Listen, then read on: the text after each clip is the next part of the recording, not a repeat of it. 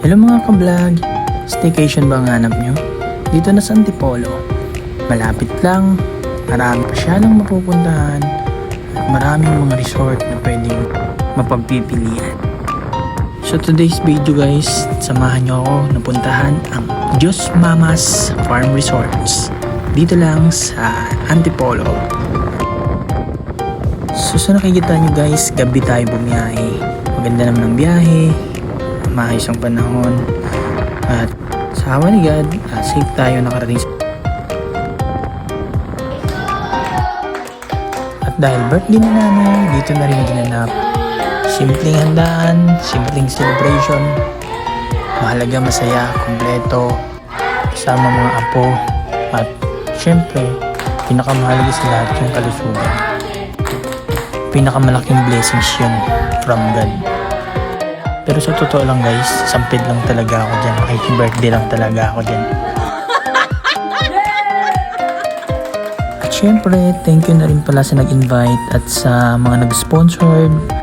Shoutout nga pala dyan sa mga taga-Canada and Hong Kong. Mabuhay kayong lahat. Ito nga pala guys, yung view ng bahay. Papasilip ko sa inyo kung gaano kalaki, gaano kalinis. So kahit buong pamilya, kasyang-kasya dito. Napakaganda. Pagising mo sa umaga guys, ayan, labas ka lang sa kitchen nyo. Ayan, tanawin nyo yung sunrise. Makikita nyo dyan na malamig pa, no? Kasi may mga puno.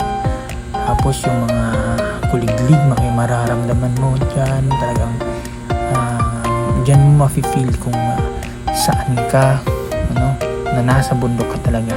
Walang ingay ng mga sasakyan, walang sigawan na parang nasa tundo ka, no?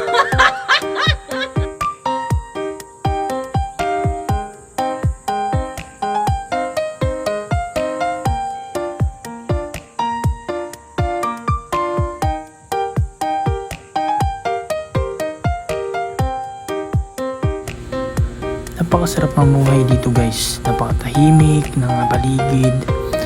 Talagang makaka-relax ka, no? Mapapalayo ka sa ingay ng kalsada, no?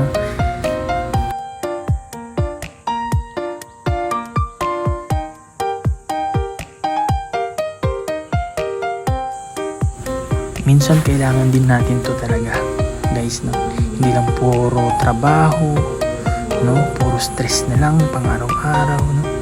Kailangan mo ring magliwaliw, no?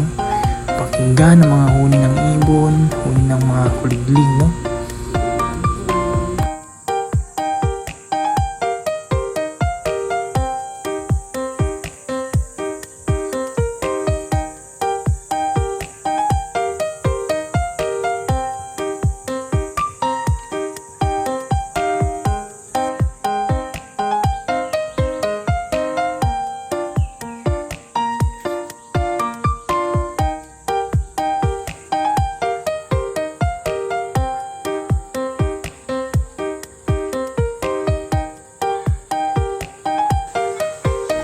So ayan guys, ito naman yung pool nila guys. Ayan, sobrang laki.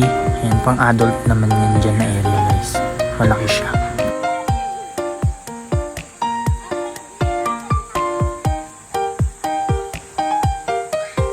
Ito naman yung mga pambata na pool guys. Ayan, dalawa po yan. Dyan sila pwede.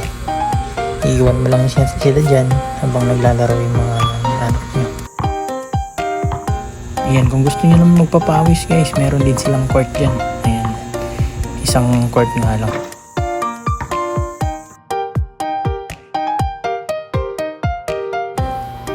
Ayan, huwag nyo nang pansinin yung kumakain guys, kasi kain kargador yan. Ayan, walang nguyaan.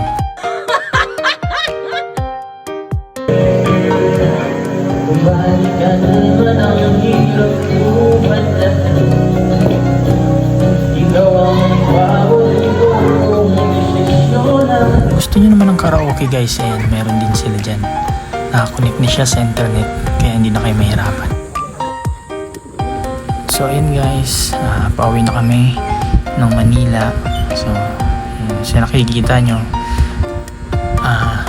yung daan guys, no, medyo may hirapan din talaga, malubak siya kasi nasa bundok siya, tsaka dinadaanan siya ng mga malalaking truck din kasi may mga umaakyat na dito na truck, no? So kaya dapat yung motor natin kondisyon bago sumamak, no? Laging kondisyon. Ayun lang guys, thank you for watching and God bless to all.